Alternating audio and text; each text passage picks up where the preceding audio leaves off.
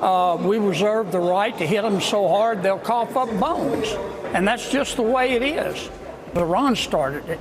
Israel will jump on. They'll bomb Iran immediately. The president has to be very firm with Iran, and he has to agree, in my judgment, to no nuclear power whatsoever. Not military and not civilian. And he has to make it very clear we can do this the easy way, the hard way. We want to reach an agreement with Iran.